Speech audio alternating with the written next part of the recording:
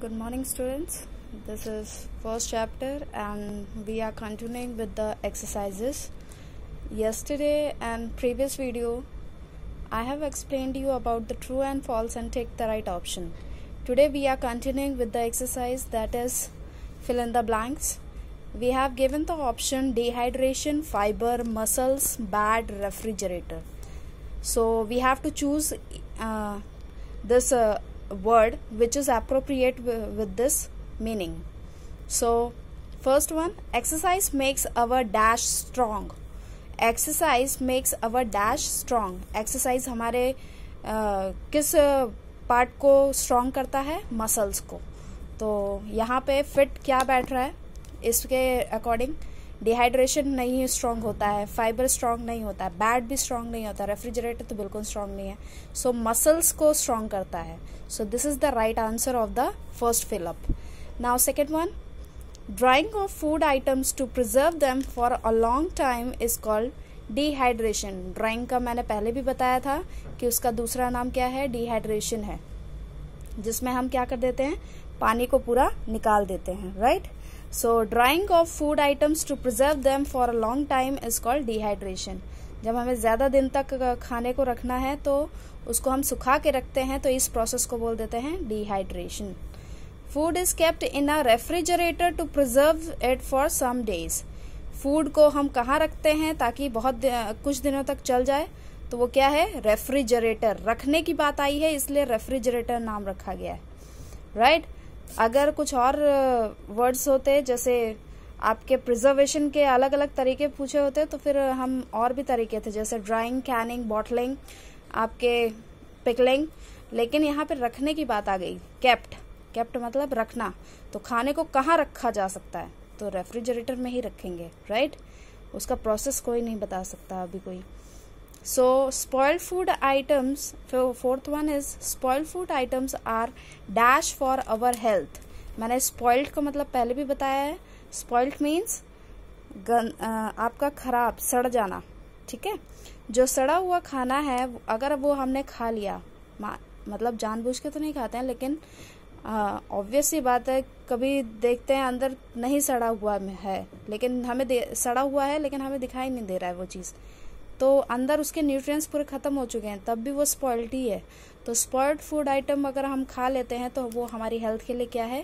Bad है, ठीक है? खराब है. Now fifth one, roughage is the dash present in our food. Roughage क्या है? हमारी बॉडी, हमारे फूड में क्या काम करता है? फाइबर का काम करता है. Is that clear? Now we are in the continuation of the question number 4, that is name the following. इसमें हमें नेम करना है, ठीक है? ये सब आपको लर्न करना है. यहाँ पे लर्न लिखा गया है इसीलिए क्योंकि एक्सरसाइजेज आपको सारी लर्न करनी ही पड़ेंगी. So first one, 2 sources of carbohydrates. आपके 2 सोर्सेस मतलब जिससे मिल सकता है. तो कार्बोहाइड्रेट किन किन से मिल सकता है? आंसर है आपका ब्रेड एंड पोटैटो. कार्बोहाइड्रेट किस में पाया जाता है? ब्रेड और पोटैटो में, राइट? तो 2 बोले हैं इसलिए 2 यहाँ पे लिखे हैं, ब्रेड एंड पोटैटोस. पोटैटो सबको पता होगा, आलू होता है. ब्रेड तो खाते ही हैं सभी.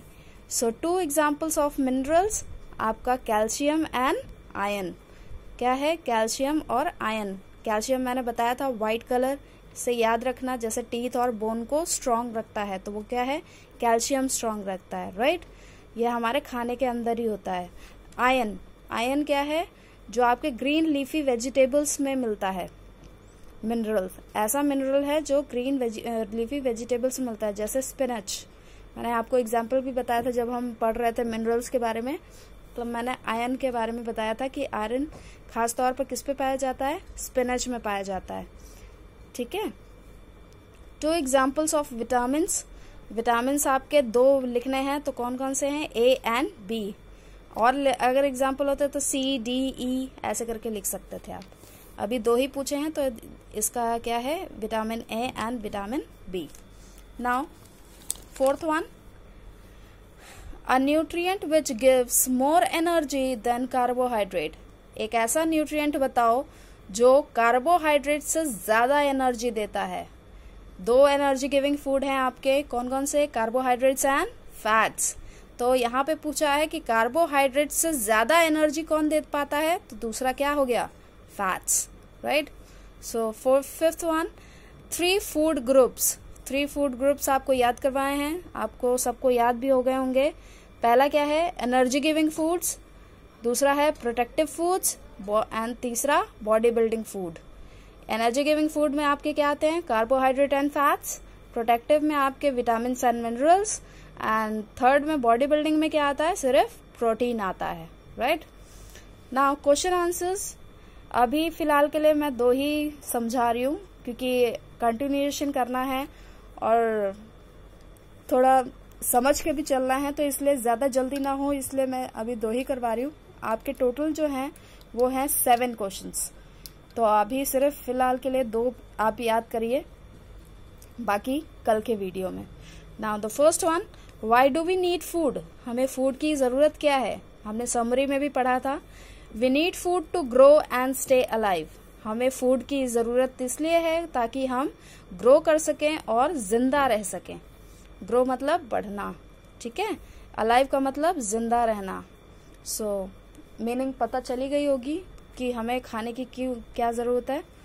तो सेकंड क्वेश्चन है, व्हाट आर न्यूट्रिएंट्स। ये तो बहुत बार हो गया है, मतलब पूरा चैप्टर जब शुरू किए थे तब भी और रिवाइज किए थे तब भी और अभी भी न्यूट्रिएंट्स के बारे में शायद अब तो अच्छे से याद हो जाना चाहिए आपको। So what are the nutrients, substances present in our food that help us to grow and stay healthy are called nutrients.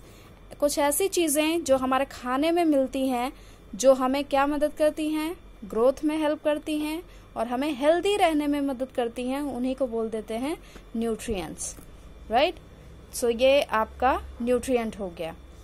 आपके लिए आज के लिए बस इतना ही है, बाकी कल आपको पढ़ाएंगे कंटिन्यूएशन में क्वेश्चन आंसर्स और हैं।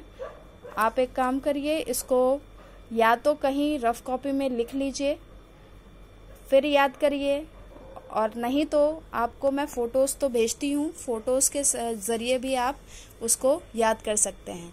आपके एग्जाम के पॉइंट ऑफ व्यू से भी ये बहुत ज़्यादा इम्पॉर्टेंट है सारे एक्सरसाइजेस। तो एक्सरसाइजेस अगर आपको याद रहेंगे तो चैप्टर मतलब आपका कंप्लीट हो जाएगा। क्लियर। सो कल के वीडियो में देखते हैं, कल क्वेश्चन आंसर्स आपके कंप्लीट हो जाएंगे जहाँ तक है। Thank you very much.